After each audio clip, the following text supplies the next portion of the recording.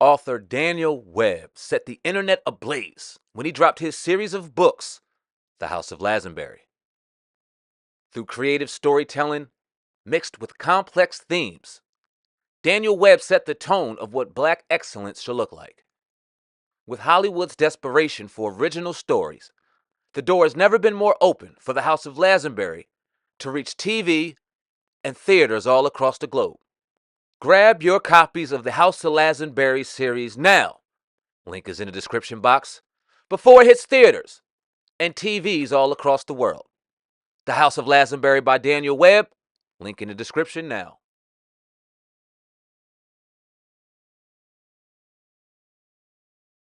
News Uncensored, and sitting across from me is my co-host. What up, y'all? It's your man Sam and Viral Hip Hop News. We're in the building for another edition of the Hip Hop Uncensored podcast. We got a special guest in the building once again. Oh God, Yeah. On the podcast today, we got the beautiful Miss Angela Means on the podcast. How you doing today? I'm really good. Thank you so much. Thank you for having me. Pleasure is all ours. Like we said early on, definitely happy to have you on. On a somber note, it seems like every time we look at Friday and we talk getting the conversation about a reboot going, another one of the legendary members passed away. We lost Tiny Lister a couple of days ago. Mm-hmm. Obviously, you sat beside him. How are you feeling with the loss of Mr. Lister right now? It's unreal. It's so unreal because he was a big life. He was a big life, and he was a big part of the Friday franchise. He was an important element of the Friday franchise. I believe that the character that he brought to life was part of why it's why the project is legendary and a cult classic. He had so much to do with that. I said I wasn't gonna cry, and as soon as you started, I started crying. I'm sorry. I'm sorry. I'm sorry. Take your time. Definitely. No, it's fine. It's it's life. The last time I was with Tiny, we were traveling. We were doing a signing, and we had a really great time. And he was really good to me, and we left on such a beautiful note. And I knew that he cared about me a great deal, and he always told me, "I'm looking out for you. I'm looking out for you. you know." He mentioned Cube's name like every 5 words. It was, me and Cube be talking. You know, me and Cube be talking, and you my girl. So, when I do something, you do something. And Michael Tiny, I'm not really an actor any longer. I'm a chef, and I heal people. And I begged him to come and see me. I'm I'm trained to see certain things in people. I can see it in your eyes. I can see it in your symptoms. Symptoms are a good thing. And what happens with medication is medication masks symptoms that you should um, view. And symptoms tell you something's wrong, and it's telling you to clean everything out. And when I saw Tiny, he had all of the symptoms, he had all of the signs, and I begged him. I begged him. And it's so funny. The night I was called and told about it, I made this rant video that I'm glad I didn't post. But I was a little angry. I was a little angry because he was so important to our community. He was important to me. He was important to every cast member that he's ever worked with. Um, Everyone had such a love for him, and he had so much more to offer.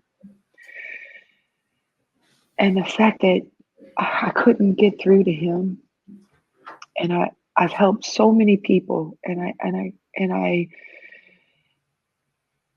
couldn't help someone that was so important, and it was devastating. And I was angry that night.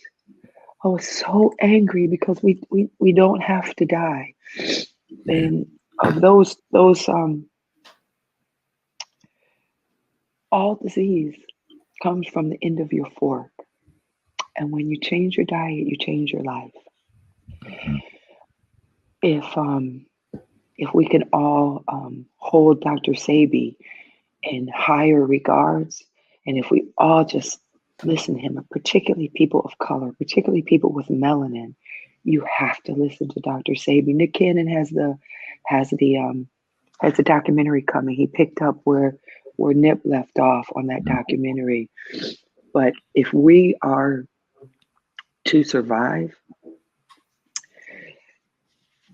we have to change our diet.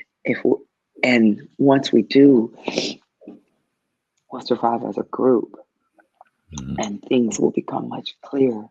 2020, the year 2020 was about vision and about seeing things, and we see that we have to heal. I know you guys have been hearing that word left and right: heal, heal, heal.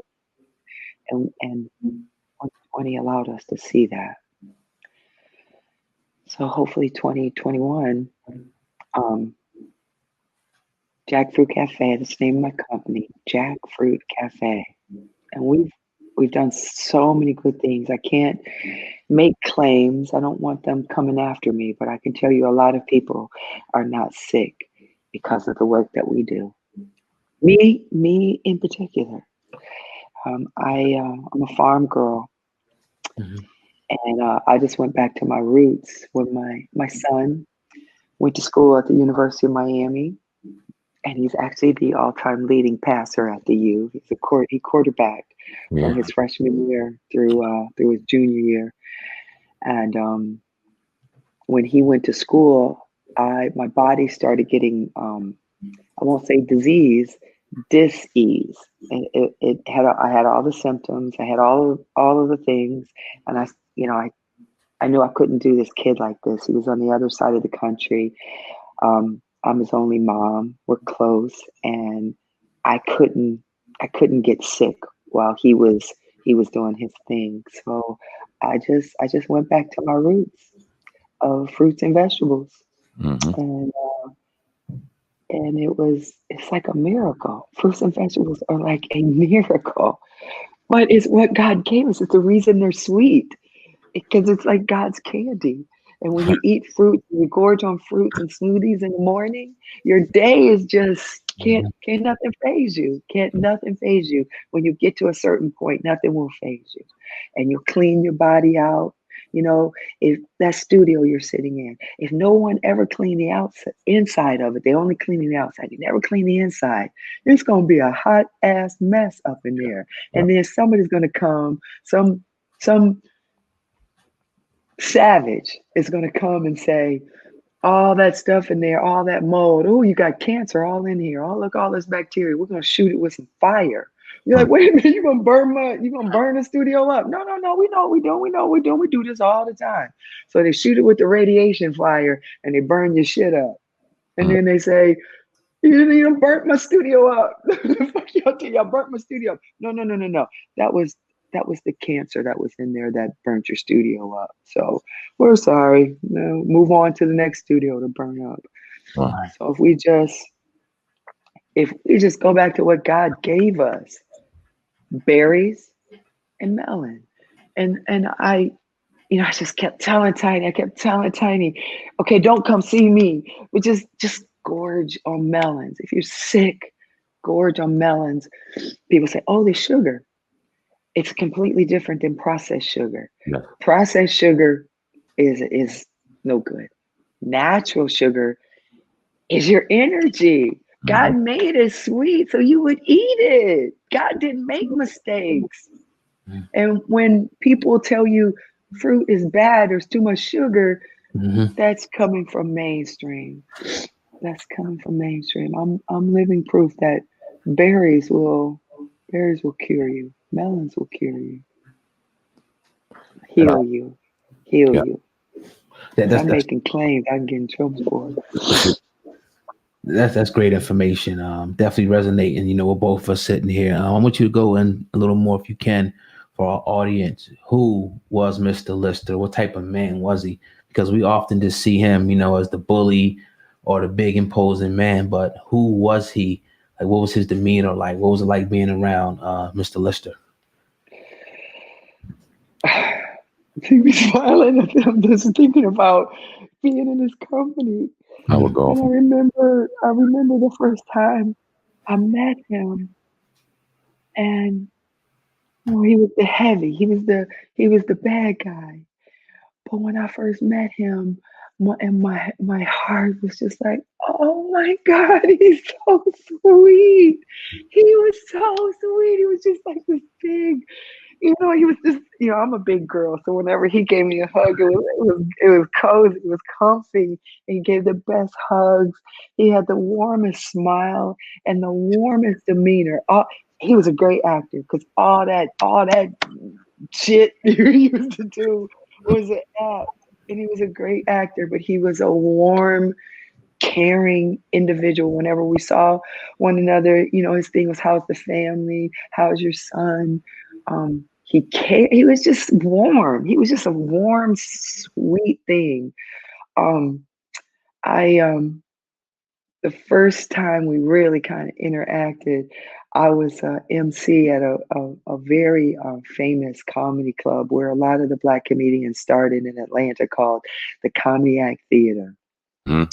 It was a hot night. It was hot, and I was hot, and I was rolling, and I was feeling myself, and I had already roasted half the audience, and here come Tiny trying to heckle me, right? So I didn't know his shtick, and he would come to the Comedy Act Theater in LA and intimidate the comics, and he would get on stage. He would like come on stage. I had no idea. Dang. So this big motherfucker come to the stage. I'm standing there like, okay, I'm gonna go with this. I'm like, I'm not scared of you. I'm not scared of you. I'm not. This big ass motherfucker put his hands on my throat. Now we're on stage, and I'm still performing, and I still got to keep this show going. Right. And I'm like, so the first time I really look in his face, I'm like, this nigga look crazy. Where's security? Because I'm like, is this motherfucker playing? Y'all got him.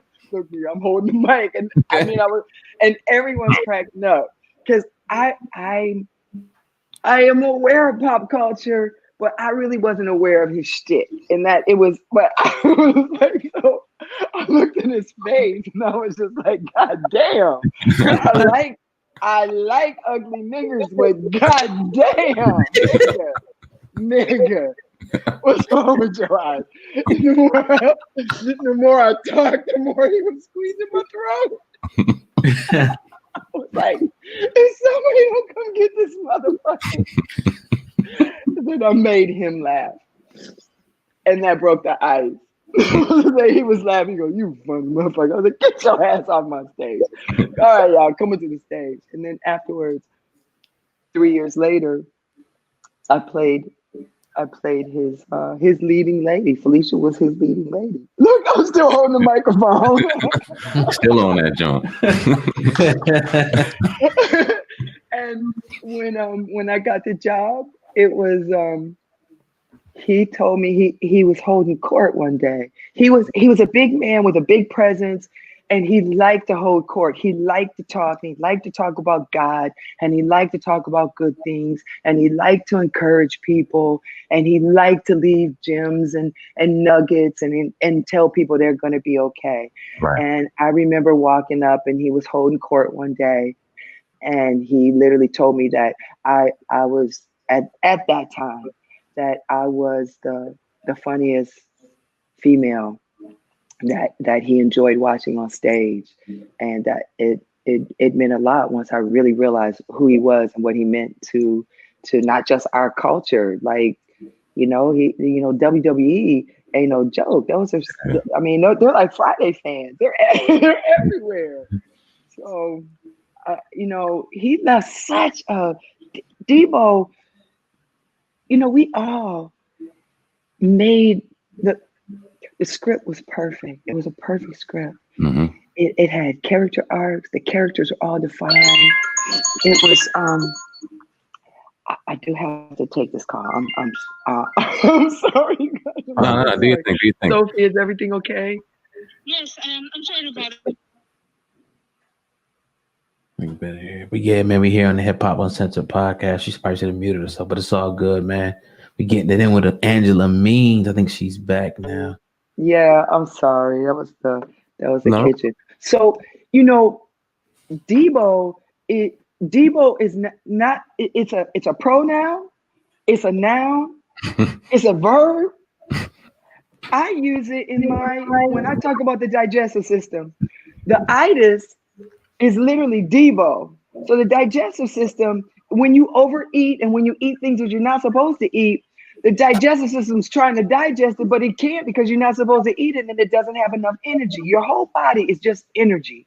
So what your digestive system has to do is it has to go Debo to heart. Give me some of that energy, pump.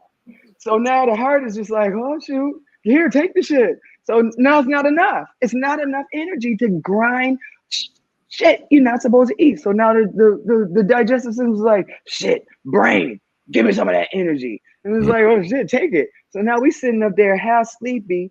We calling it the itis. We laughing and we that close from a heart attack because the digestive system has debowed all the energy in your body to digest some dead animal, some decomposing flesh.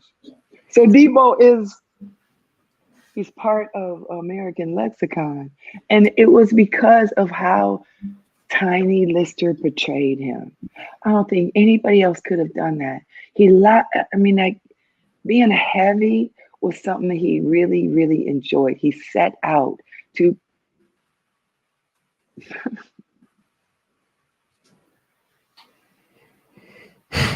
Hey, so let's talk about Friday because it's such a magical movie. And you talked about Tiny Lister's role as Debo, but your role as Felicia, it was just as iconic.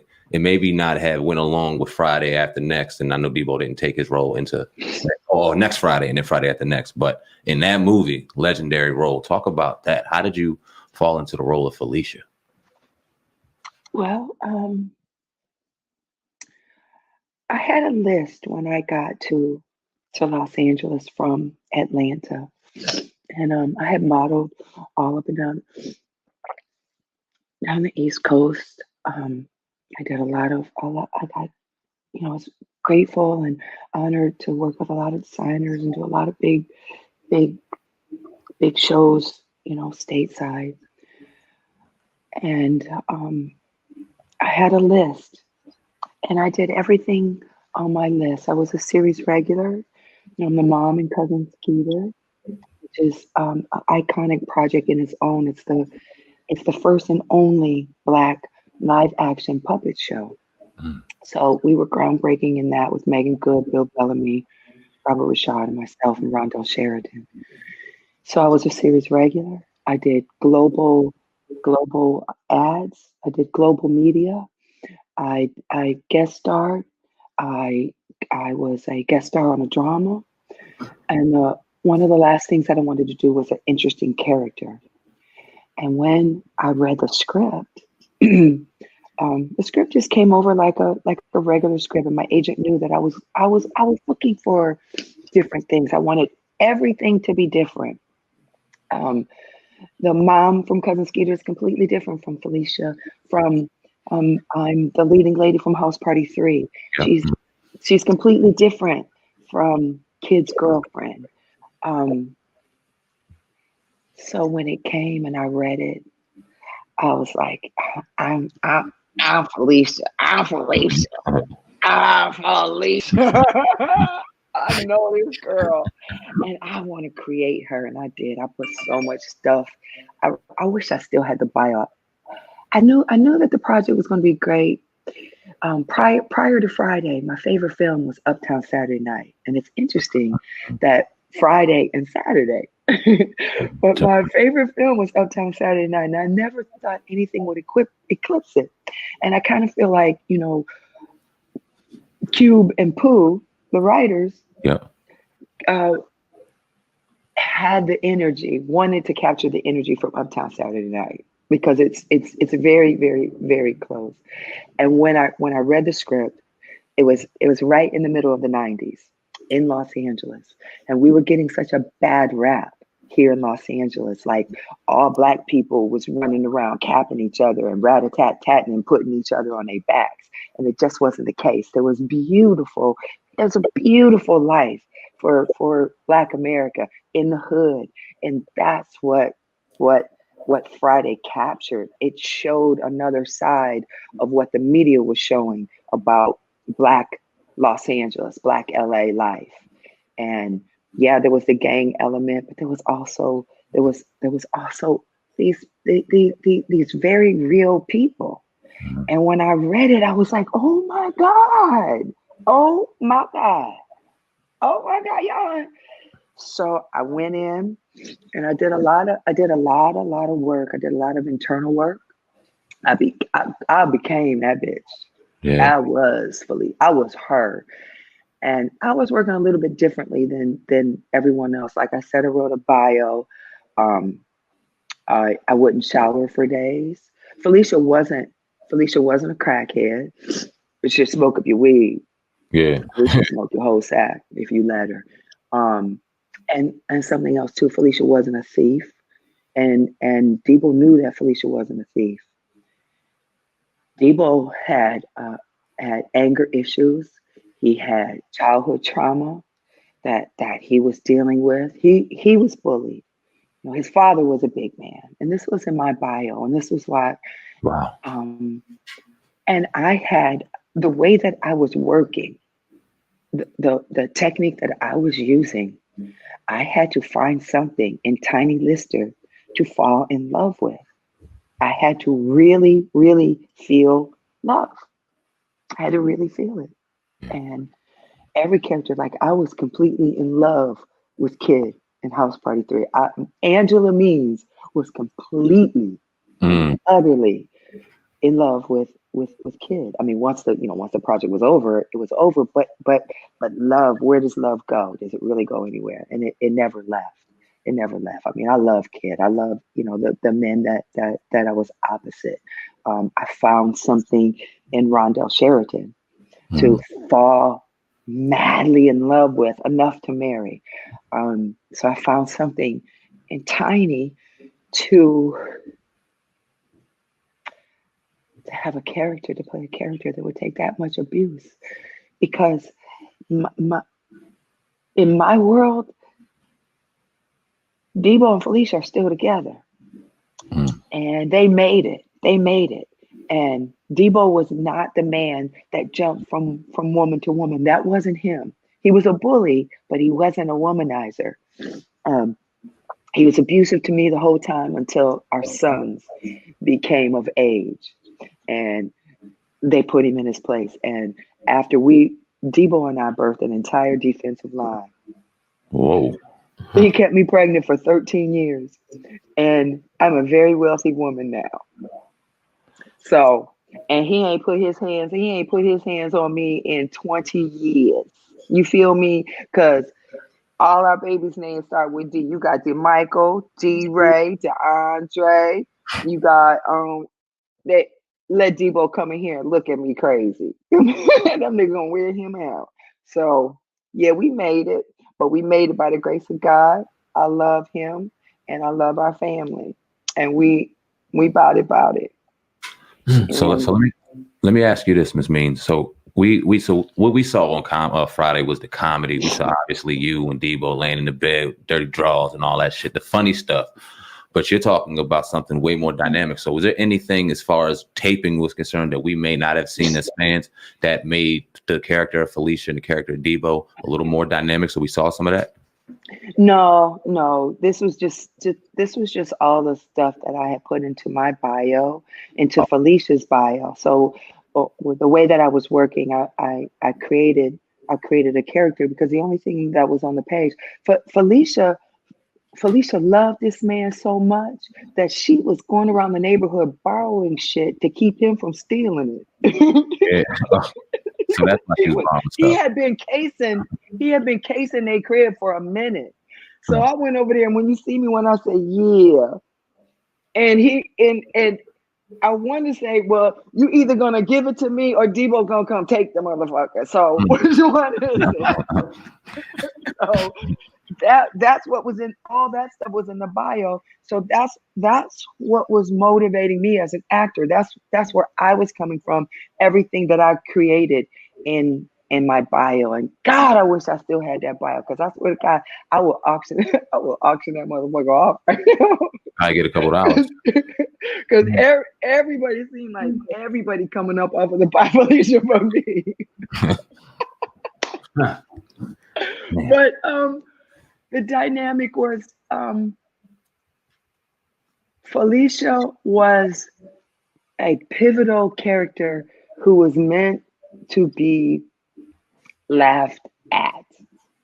And I knew that when I read it. So I talked with my coach.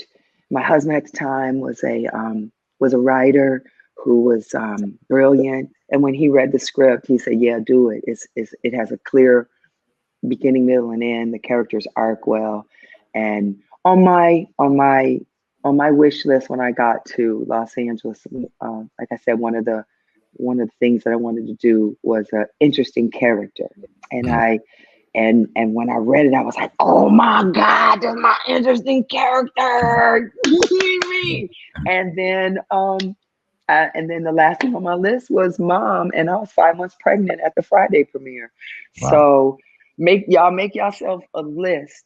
Believe in your list. Have faith in your list. Make a list from your heart, not from you're competing with somebody else. This is how you find your joy, and you can get to. I was able to walk away from it somewhat at the top of everything. I was able to walk away and go home and raise my son and be at home with him, because I had done everything in my heart, and I wasn't competing with anyone. I didn't need the validation. I had done it all. I had done everything I wanted to do. And now my greatest job is mom. And my greatest accomplishment in life is my son is 25 years old. He's never had a cavity. That's dope. That's my greatest accomplishment. So the set and the dynamic between Tiny and I was created in the bio that I wrote. And he was getting off. He was getting off just being the heavy and doing what he loved to do. And we all were just having a great time watching Chris Tucker. Mm-hmm. Chris Tucker on that set, the filming of it could be a movie. Mm-hmm. The filming of it, and had they just captured all of that, it would have been a movie. Like, we literally had to all during the thing, and then as soon as Gary called cut, we were all just like, "Oh my God, oh my God." You know what he said? He said, "No, don't you not." Oh my God, oh my God. And some of us would just come to the set just to be entertained, even when we weren't working, when we weren't supposed to be on the set. He was that much fun. He was that dynamic. He initially was I know that Cube wrote Smokey for him after seeing him on stage at the Comedy Store. Oh, okay. And when he went in and read, he didn't do so well, and they sent him away. And he left out of there, and he called me, and he said, I messed up my audition. And everyone else, we were a crew. Me, him, Faison, AJ Johnson. We had all already had our jobs. Def Jam the movie. That's what Friday was. Basically, was Def Jam the movie. And Chris was the last one to book and get his contract. So he was like, "I need your coach." I was like, "Man, get your ass over here. No, you don't need no coach. They want you. They want you. Stop playing." So he came over. I called Faison. Said, "Faison, get over here. Chris is tripping. We got to help him." So he comes over, and I told him, I said, "Bring your sides." And the sides are just the audition pages. Okay. So he came over, and I put on a pot of spaghetti, and when that pot of spaghetti was gone, he left out of my apartment. He was smoky. Ready to go. He was smoky, yeah. And Faison and I,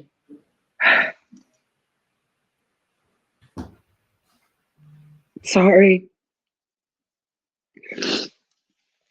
didn't I say I was gonna cry? I was like, I'm not gonna cry. I'm gonna cry. We're sorry.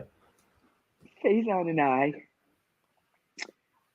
got Nellie to sell Oh wow.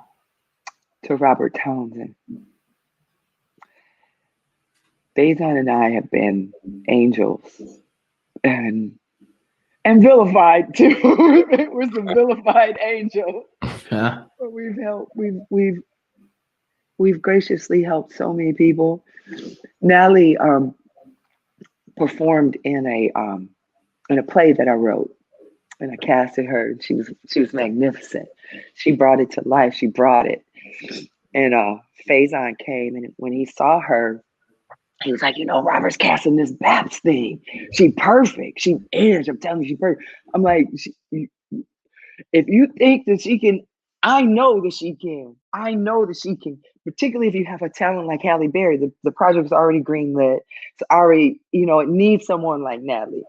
So that night, he took her to Robert's residence, and the rest is history.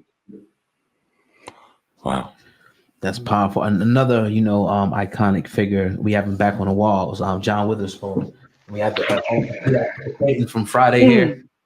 And when they, his character on there is pretty much Ice Cube's dad, but he was kind of telling him that, the iconic, that you win some, you lose some, but you live to fight another day. Can you talk about, working with him and the meaning of his character on Friday?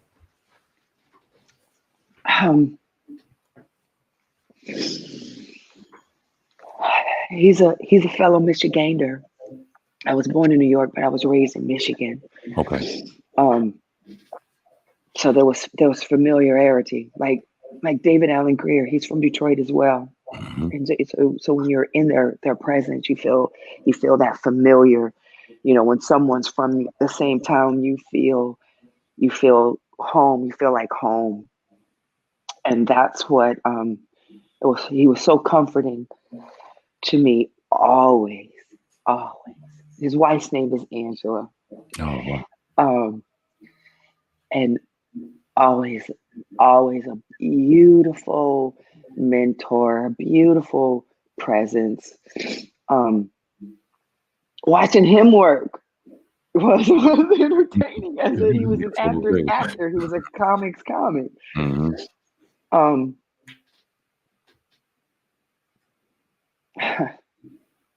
I'm sorry. I don't even know what you asked me. I'm lost. I'm sorry. I was just asking, what it was, you already kind of answering it, but what it was like to be around Mr. Witherspoon and, how was he, that type of thing.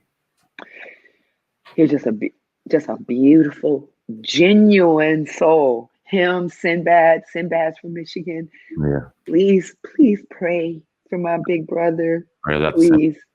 Please pray for Sinbad, y'all. Please pray for Sinbad. You don't know how good Sinbad is. Yeah. He's so good. Him, John, Tiny, Ronaldo Ray, Bernie. Yeah. I played Bernie's wife in his first pilot that didn't get picked up. It was called me and Faison. Faison played his brother. It was called Pearl's Place to Play. And Adele Givens was his ex-wife. And they were all, the good die young. That show sounds crazy. That you said that was a pilot for that, but it didn't get picked up? It didn't get picked up. It was Ralph Farquhar, Stan Lathan, the legends. You don't know these names, but Stan Lathan is just as much a legend as an Ice Cube, as a Chris Tucker, as a Dave Chappelle. He just won his first Emmy. He has brought and made so many of us. He created so many avenues for Black talent. I'm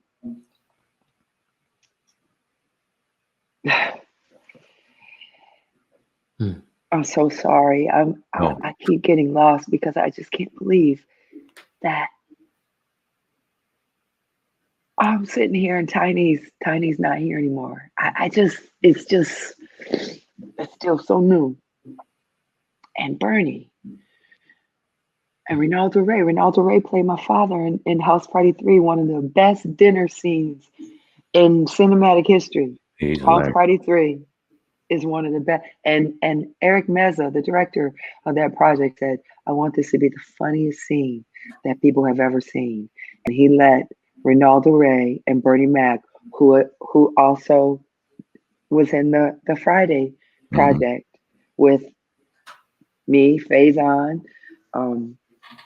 We were just going from project to project. It was the 90s was lightning in a bottle for us. It was lightning in a bottle.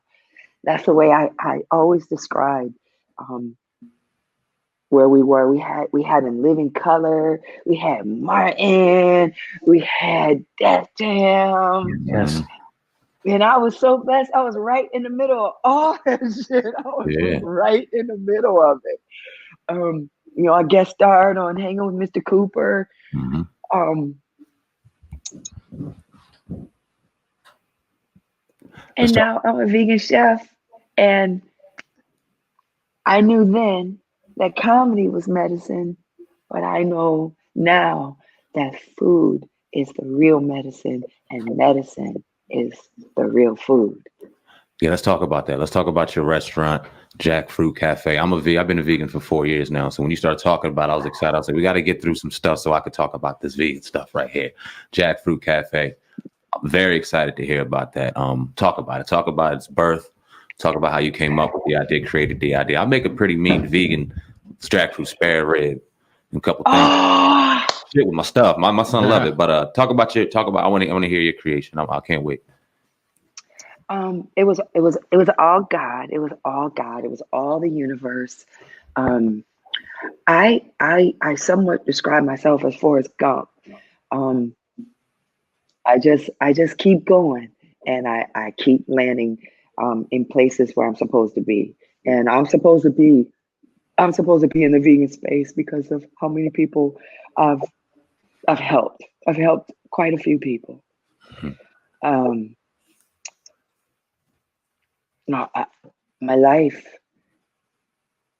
is in service to others, so that's my why, and that's why I opened Jackfruit Cafe. I was a shareholder in a juice bar in Burbank, California, and the partners didn't want to. They didn't want to do food, and I just thought it was ridiculous. People are coming in here. They don't. The juice cleansers are one thing, but we have to be able to offer people food. Yeah. And one day, a young lady came in, a film student came in, and she said, "Hey, I had some jackfruit tacos the other day." And the minute she said jackfruit tacos, I was like, that's what I've been looking for. I had no idea what jackfruit was. I had no I knew nothing. And I immediately picked up my phone, I Googled jackfruit tacos, and I was like, that's it. That's how I'm gonna serve the world. And I went and I ordered some jackfruit and I started messing around with it.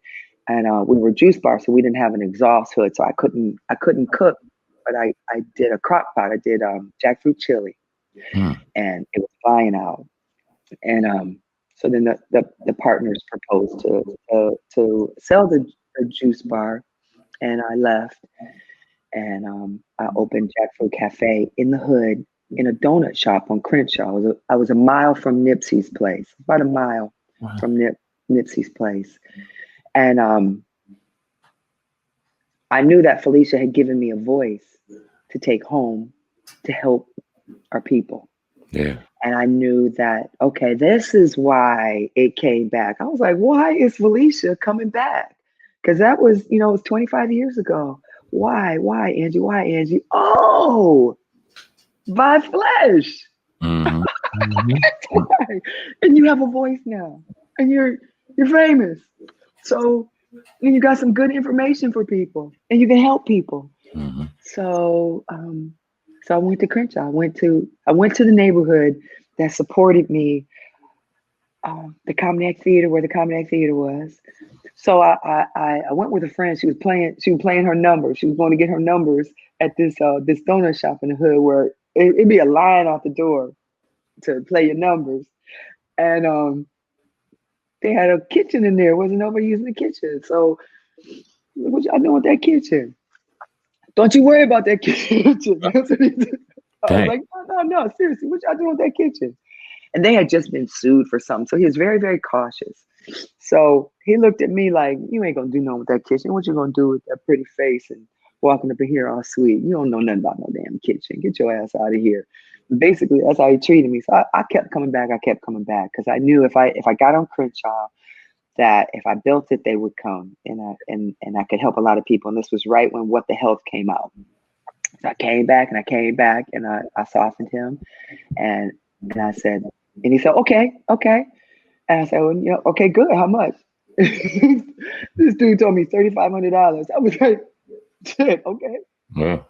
fine, bet, let's do it. I mean, my people are worth that. And when I told him vegan food, he laughed in my face.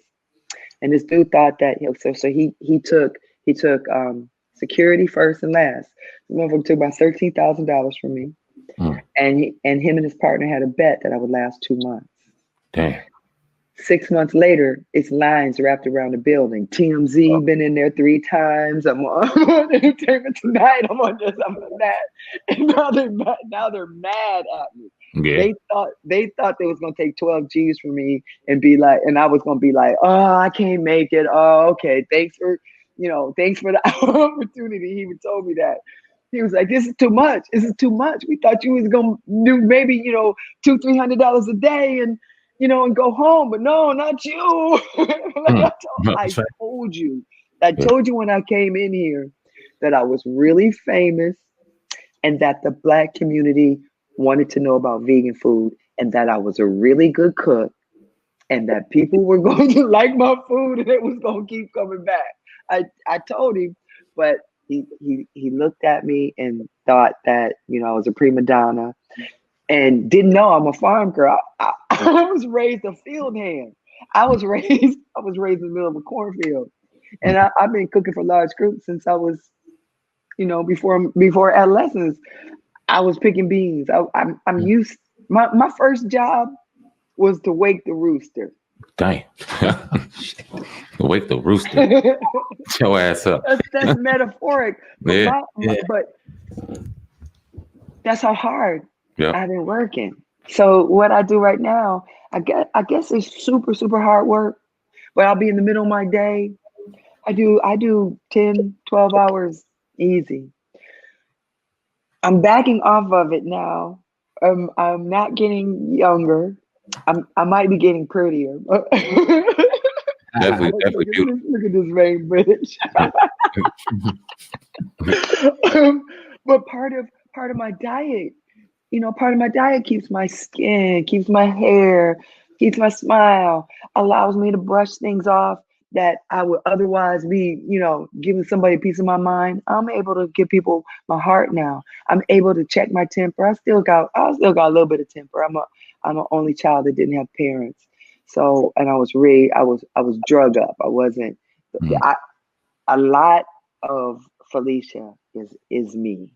And that's why I was able to tap into her. A lot of the things that happened to me, I put into Felicia, and so she was loving, and she wanted to heal, and she wanted to take care of Debo. She saw Debo's flaws, and she never indicted him for it. And now I'm at a place, and it's my vegan diet, and I have to share it with my people. I have to. It's a duty. It's how I pay my rent on Earth. Beautiful. I'm rambling now, but when you get to LA, when y'all come to LA, come to Jackfruit Cafe. I promise you, it'll blow you away. Everything. I have a shrimp. That if I gave it to you as a meat eater, you wouldn't know the difference. And you would be like, wow, this shrimp, you would say, this shrimp tastes clean. It's like a clean shrimp. It don't have that little bitter, sort of dirty taste. Mm-hmm. It's, and it's medicine. It's a konjac root, so it just cleans stuff up in your vital organs. It'll scrub stuff like blueberries do, and how melon just scrubs your liver. The little scrubs it. So, Jackfruit Cafe is y'all follow me because I leave little gems. Like I said, I can't do what Dr. Sabi did. I don't have a team of attorneys. I'm kind of open. I mean, they'll they heard a lot of, well, I'm not gonna say that, but Jackfruit Cafe is really, really important to our people, and we're gonna start shipping soon. I didn't go into it as an entrepreneur building an empire.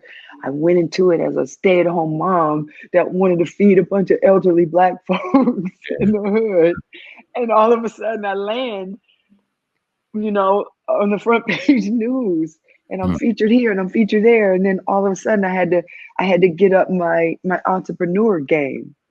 Yeah. And I'm just now scaling, so I don't have to do the 10 hours. I'm just now creating all the policies and really, and now I've started creating other concepts and other businesses that will be on the market for sale because I'm an expert now. I know what the fuck I'm doing. I'm like, I committed, I went for it, and I know what I'm doing. And I particularly know what I'm doing with vegan foods. And I know which foods you need when. But again, I can't make the same claims as Dr. Sabi, even though I'm doing the same work.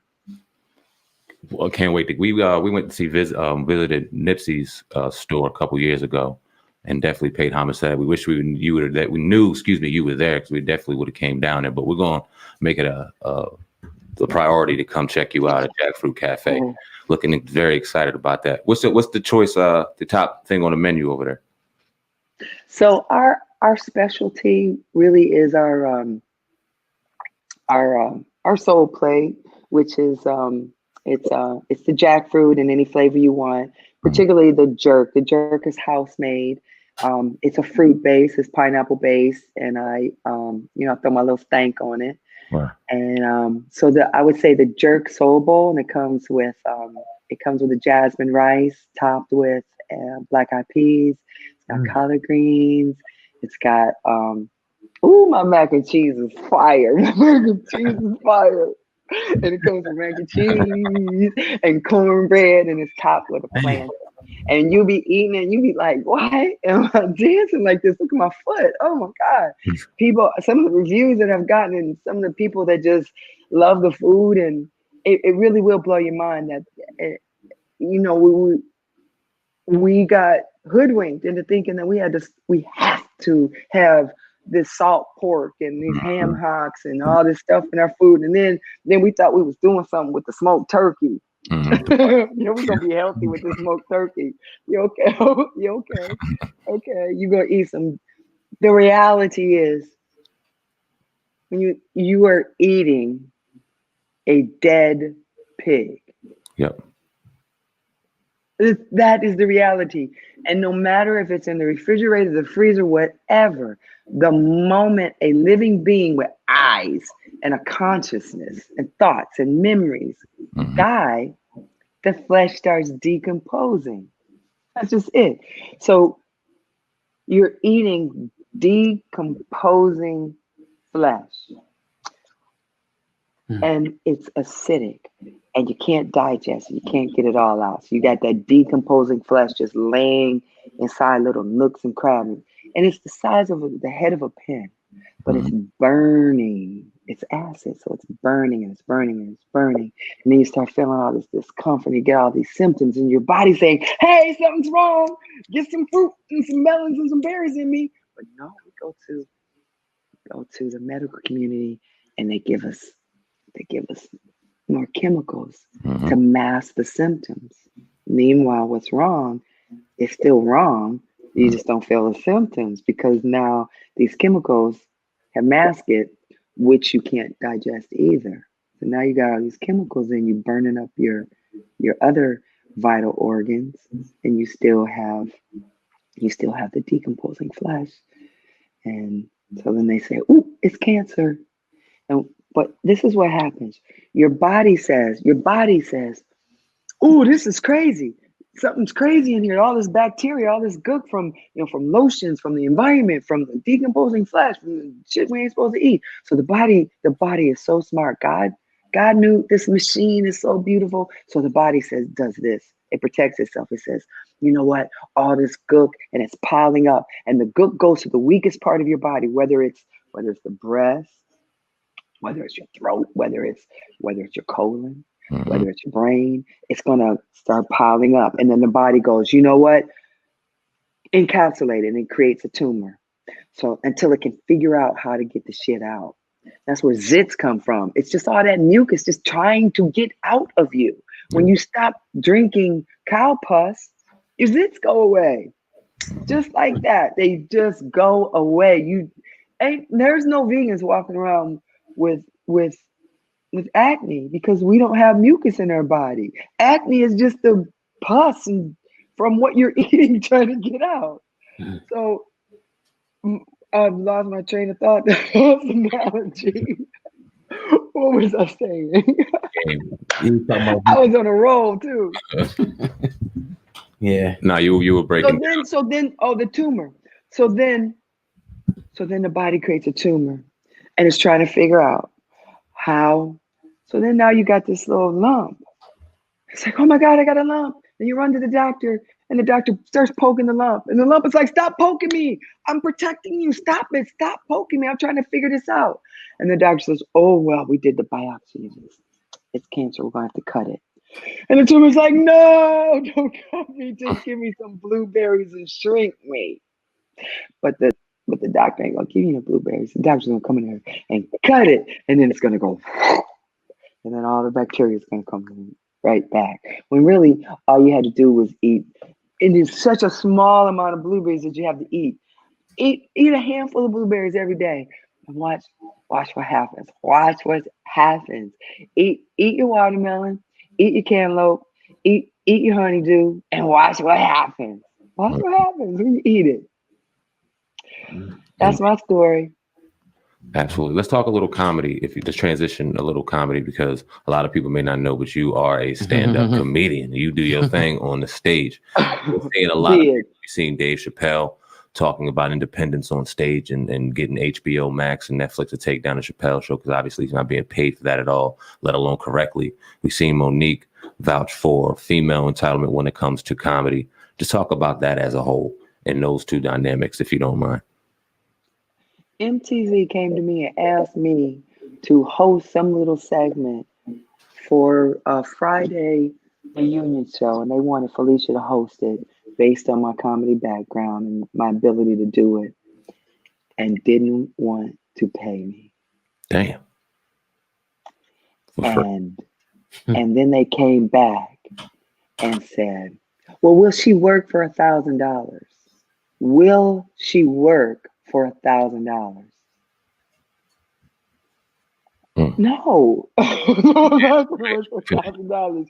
You're gonna give me $25K, or you're gonna get out my damn face. I don't care if it's 10 minutes, but you have advertisers that are gonna give you $1 million based on the work and my presence and my image and my words and my abilities and my talents. And you want me to do it for nothing? MTV, you want me to do it for nothing?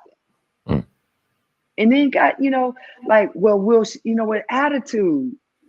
Because look, I'm the one that drove around the South to comedy clubs working for chicken wings and not getting paid and getting intimidated and getting heckled and writing material and walking around with this book and getting capped on and capping on people and jonesing on people.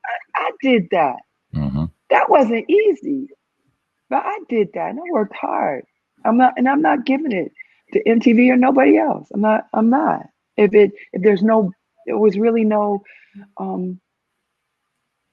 it pissed me off, and it was right in the middle of what what Monique was going through, and they vilified Monique for that. Mm-hmm.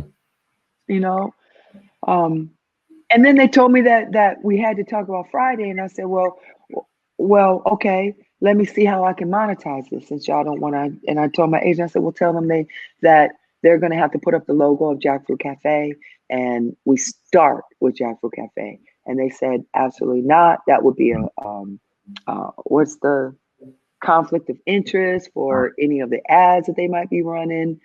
And at that point, they had all my ass to kiss. Yeah. Don't blame you. Mm-hmm. That's crazy. Yep. Yep. Did you ever would you ever, I should say, the last installment of Friday, have you been contacted about that? Is that still going on? Know anything about that? At John's funeral, which was probably one of the most entertaining funerals I've ever been to. Wow. There was a lot of tears, but that was so much laughter.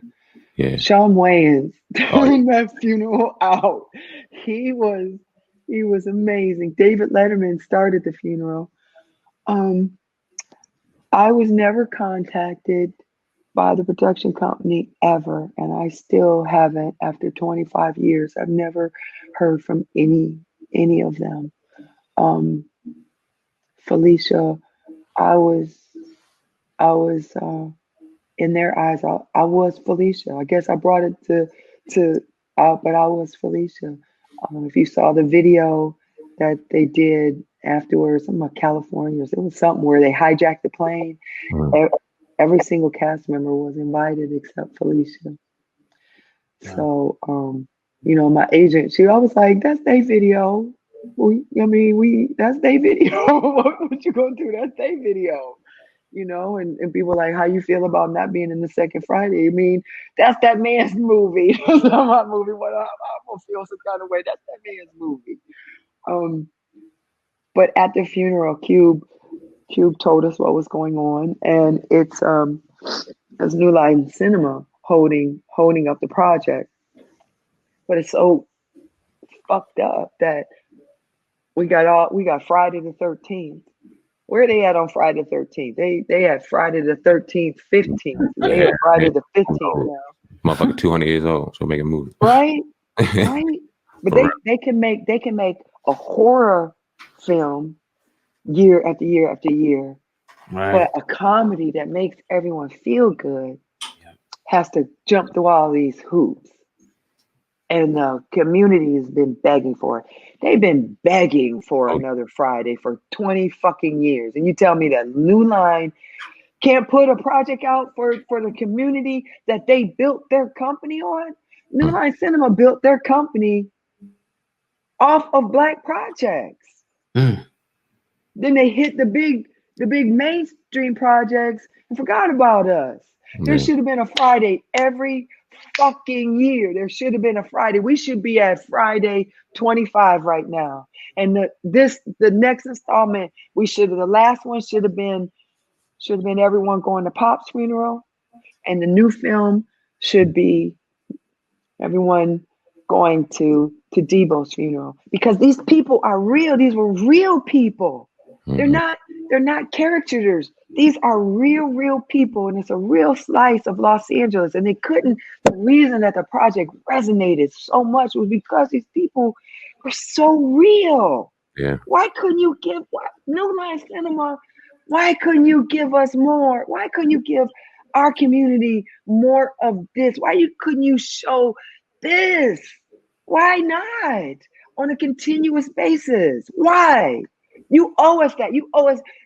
They owe us to tell us why they let this project die and they let all of these characters die. They're letting them die. Why?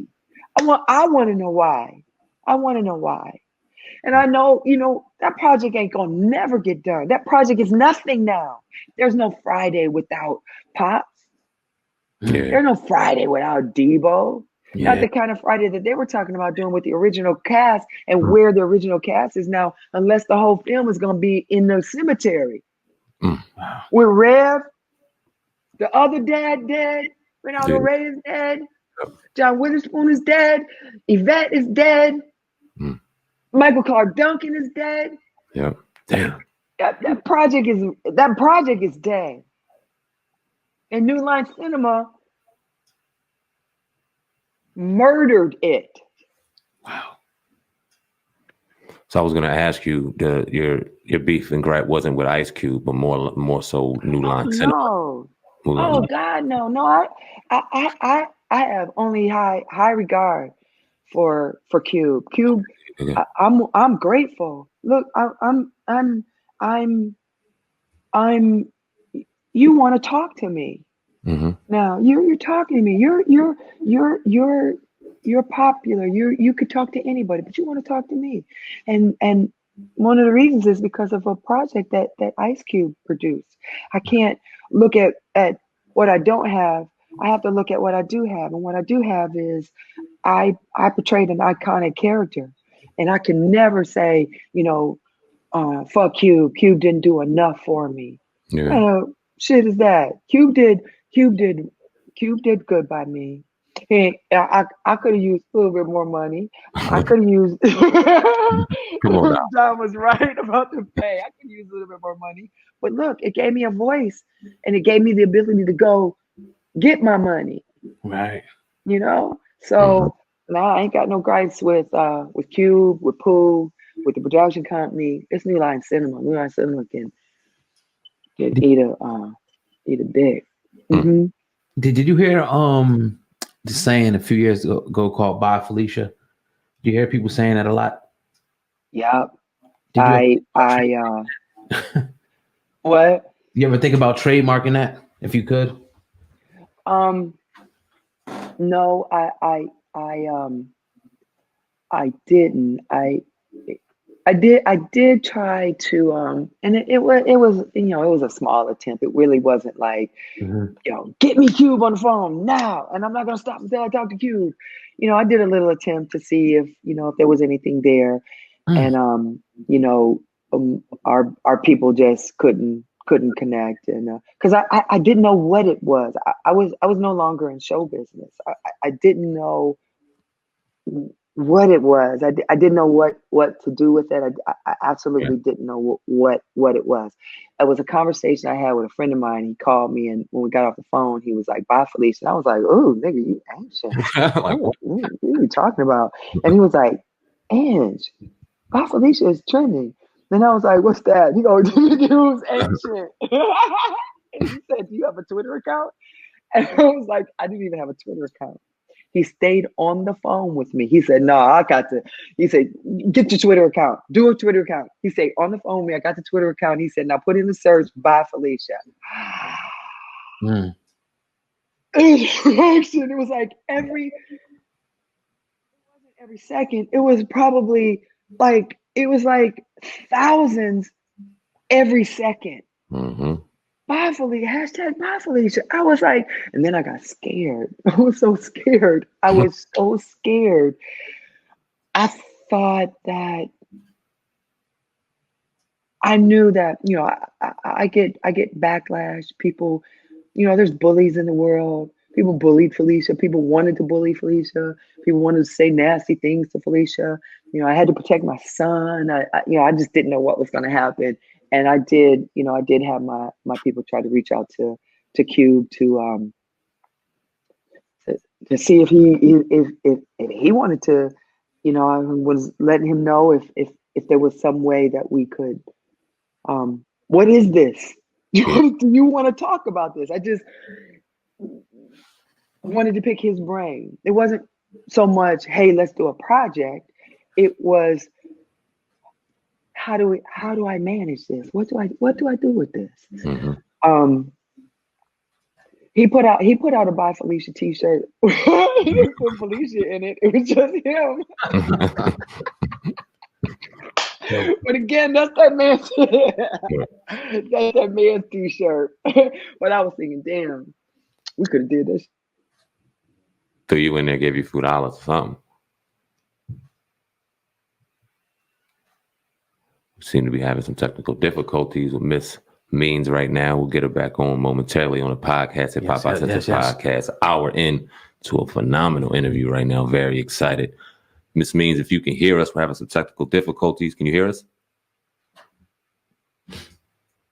All right, maybe she'll drop out and come back in, man. But, oh, God, man, this is a great interview, man. Definitely enjoying it. I know the people definitely going to enjoy this joint, man. We put it up on the podcast. And, you know, we always telling you guys, man, smash that 5-star rating and make sure that you share this, you know, out with a lot of different people. It's very easy. You can copy the link and then share it on Facebook, Twitter, wherever. Make sure you share this interview because this is legendary. A lot of people don't realize this, man. We grew up. Yeah. You know, this video molded a lot of the sayings, a lot of the way that we moved in life. So this is huge, man. It's so huge, man. I'm so happy we had this interview. It was delayed. We were supposed to have it Monday, but it was well worth the wait. Hopefully we'll have her back on momentarily. She seemed to drop out, and I think she has it now. We'll drop back in. But man, we talking about from Mr. Witherspoon to Mr. Lister, who just passed away, to Natalie DeSalle. Mr. Sell just passed away. And just Friday, like you said, such an iconic pop culture movie for Black children, just Black culture in general. It's just phenomenal what we're seeing right now, man. I'm definitely honored to do this, man. It's dope. Yeah, and remember we was in contact with Mr. Lister. Yeah, we were. Before he passed away. So, yeah, what do you think though about the last Friday? You think they could pull it off now? No, I think she's 100% right and it hit home. And when you talk about, I mean, you could still get you could still get Chris Tucker, you could still get Ice Cube, you could still get Mike Epps and get all them together. But without Pops, without Willie Jones there, and without Debo there, it's just not going to be the same. But we got Miss Means back on. Yes, sir. She seems to be here. Hey, can you hear us? Okay, I'm sorry. No problem. Yes, I'm sorry. No, you're fine. I'm sorry. So I must have been saying something I wasn't supposed to be saying. they cut you out. No. Right. that was God. That was an act of God. I think we were talking about Q. Mm-hmm. Who I what's happening? Okay, no, we're good. Who I definitely hold in the highest regard. He's bigger than life. He's everything. And when I saw him at John's funeral, I was like, God damn, Cube's fine. That's all I could think when I looked in his face. I wasn't thinking about no project. Cube is fine, and Cube is fine as fuck in person. Don't get it twisted. He's just the way that he's aging, like the zooms and the stuff when he comes on does not do him justice. If you see him in person, he is like, ooh. Hey ladies, if y'all hear that, listen, this means we two grown ass heterosexual men over here, but any ladies, y'all listen to Miss Means and y'all listen to fuck all that. But listen. Yeah, but I haven't missed out on anything. I mean, not being contacted by them. I mean, I haven't missed out on anything. I've had a great time this last 25 years being a football mom, being at home, learning things, trying new things, traveling, healing, a lot of childhood trauma, healing from. Being calm, being peaceful, trying to be calm, trying to be peaceful, trying to heal. I haven't missed anything. My life is yummy. It's yummy. It up and down and up and down and everything that has come to me, everything good that has come to me I'm grateful for, and everything bad that came to me, I'm extremely grateful for, because it was supposed to happen. The way I look at it is, everything is energy, and all of the good stuff is just traveling around. It's all energy. Oh, you got booked for a lead. Oh, you got this, and it's all just energy. And then it sucks to you. But that energy could have went to anybody, because it's not about me.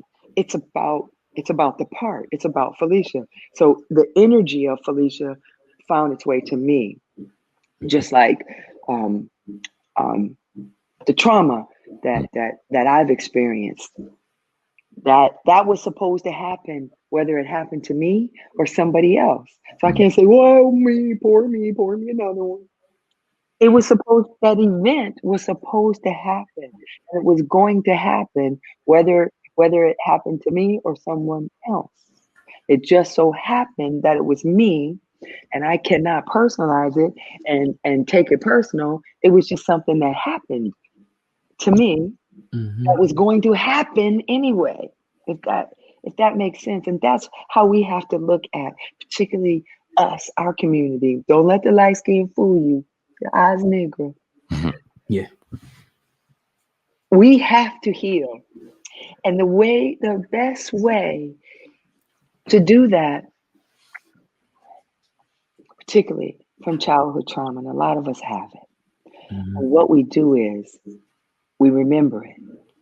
But we remember it through the eyes of the 4-year-old, through the eyes of the 6-year-old, through the eyes of the 12-year-old. And we continue to assess what happened to us as that 6-year-old, as opposed to looking at it and feeling what happened as a mature 40-year-old, as a mature 50-year-old, because we're still affected by the childhood trauma, us in particular, well into our 60s. And we can find peace if we remember to look at this trauma as adults and look back at it as adults and be honest with what actually happened, and the selfishness of others, and the mismanagement of others. It's not for us to embrace. It's for us to accept, and then be grateful. Don't be mad you didn't get in next Friday. Be grateful you was in the greatest Friday. Yeah, it's a fact. It's that simple. And then you just go be happy. But I still got a temper, and what pisses me off is when people lack effort, or people don't help each other, and people let other people fall through cracks and let other people fall due to selfishness. That pisses me off, and I could lose my temper over stuff like that. And when people don't come together collectively, I've lost my temper more than once with people who suggest that they care about the culture, and I give them an opportunity to work for the culture, and then they come with some bullshit. They want to come late. They want to complain. They want to treat me like their mother that they haven't healed the relationship from, and that sort of thing does piss me off, and that's one of the major things that I'm working on with Angela is my temper. It's not, it can be looked at as a lot of different things, mental health or whatever. It's just a good old fashioned temper. Yeah. And veganism has helped me a lot with it. But I'm just grateful. Try to stay as humble as I possibly can, because it feels good. It feels good. It feels so good to just be humble and let the game come to you, and like, oh, look what I got. My shop is in a place called Colony, and what's happening right now is ghost kitchens, and it's the future. Cloud kitchens, smart kitchens. Ours is called a smart kitchen facility, and you come inside and you order off of an iPad, and you get a customer experience. There's seating, but you order off of an iPad, and you can order from all 25 restaurants in one order. We're one of the 25 inside of Colony, and Colony has been painted as one of. See, I always land at the top. That's why I said I'm Forrest Gump. I went from Def Jam. I went from a standing ovation at the Apollo to Def Jam, one of the greatest projects in the history of entertainment, black or white. Then I go to an iconic project on Nickelodeon. Then Friday. Now and a lot of other things along the way that I just landed at the top. I just landed at the top.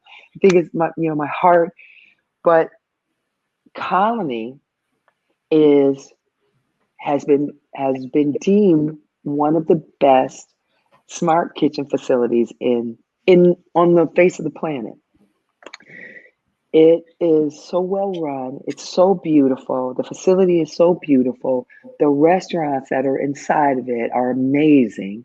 And my little old company, the vegan cafe that could, is in the best smart kitchen in the country. Yeah. Blessing. Yes, definitely. You know, and by the way, I got kicked out of the donut shop within 6 months. They said it's too much. It's too much. You got to go. End of the month, you out of here.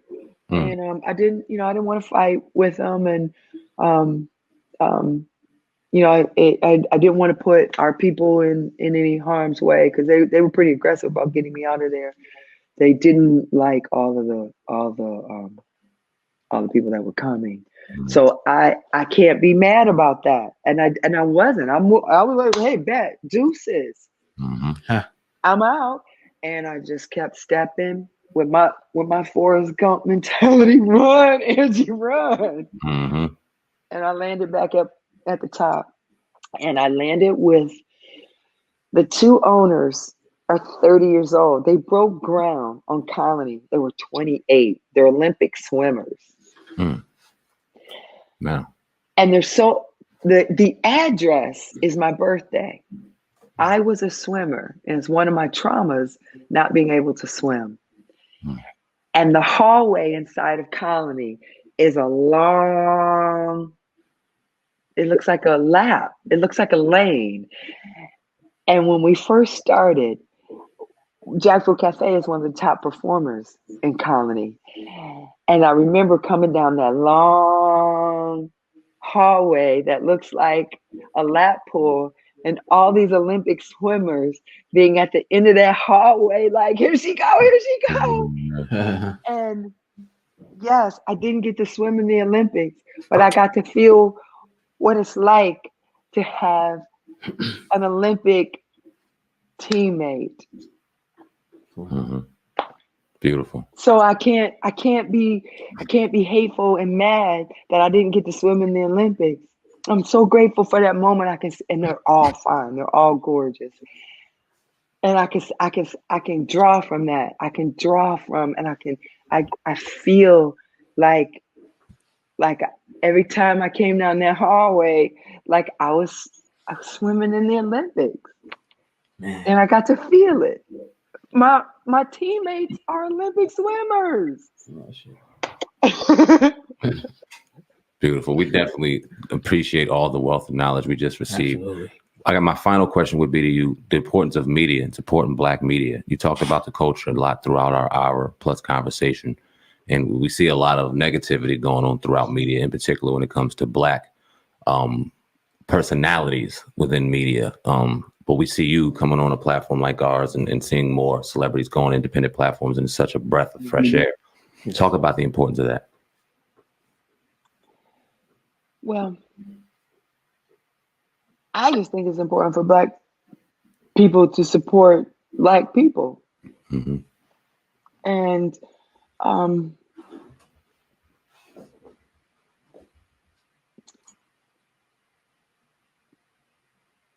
we create culture. We're the most talented people on the face of the planet. Mm-hmm. And because of the abuse and the oppression, we became competitors to get out of this poor situation. And we thought that we had to get out of the situation, when really, we have to embrace each other. You ain't gonna never hear a Korean say, I don't fuck with them Koreans. You ain't gonna never hear a Jew say, I don't fuck with them Jews. Mm. You'll hear a Black person say, I don't fuck with Black people. And I don't have the answer to a media question because I don't even know what TV shows are on, to tell you the truth. I don't know what movie is out. You are giving Angela Means a platform to tell the world how much I love Tiny Lister, Mm-hmm. and how great he was. And you're letting me mourn him publicly in front of your audience, but it just goes hand in hand. You have to support Black fashion. You have to support Black food. Yeah. Yeah, you have to support Black music. And you know what else you have to do? You can't judge. Like you can't say the WAP is bad. You can't say that they shouldn't do that. You can't say that they're not being ladylike. You can't say that. You have to celebrate them because that's how they're expressing themselves. And we as Black people have to say, well, it ain't what I would say, but go on, girl. You're the number one record in the nation. So that's we have to stop being competitors, and we have to show up. And we do. I feel like we do. We show up. And we've got, they hide our numbers. Mainstream hides our numbers. They were hiding our numbers for a long time, not financing Black projects. Black projects make money, and they have been. And they were hiding the fact that Black projects make money. But some things that they would do is, you go to the premieres of Black projects, and they would give you a ticket to the white movie that was next door, so it would mess with the sales and the numbers. But Black projects have always been supported. I mean, we need to be entertained. Nothing makes a Black person laugh harder than Friday. Mm-hmm. I mean, if I had a choice to go see Friday or go see their Friday, I'm going to our Friday. Oh, If yeah. I had just, how we see a movie and there's one Black person in the movie and they're the star to us. They're their movie, right? So I don't think we have any other choice, and I think that it's just because we know what entertainment is. It takes a lot to entertain us, so we need to see us, because again, we're the greatest entertainers on the face of the planet. We create culture, we create fashion, we create all this stuff, we create content. So we don't have any other choice but to support ourselves if we want to be entertained the way we want to be entertained. We used to say something on the circuit, in comics, Black folks, you have to come with it. For Black audience, you damn near have to set yourself on fire with some tambourines and in some flip flops and a fly swatter and doing cartwheels. You got to come with it. Whereas, a mainstream audience, you can come with, I'm not dissing mainstream comedy, but you cannot tell me that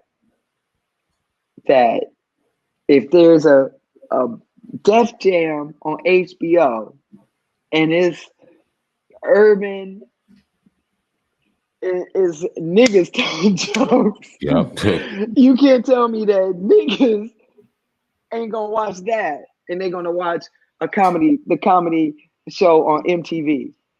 It's just we support us just because that's what we prefer. So when you say Black media, maybe I didn't answer it properly, but we beg for projects, and we support all of them, whether we're doing it bootleg or not. I don't think we've wrapped it around our brains that when you go buy this ticket, you literally help us.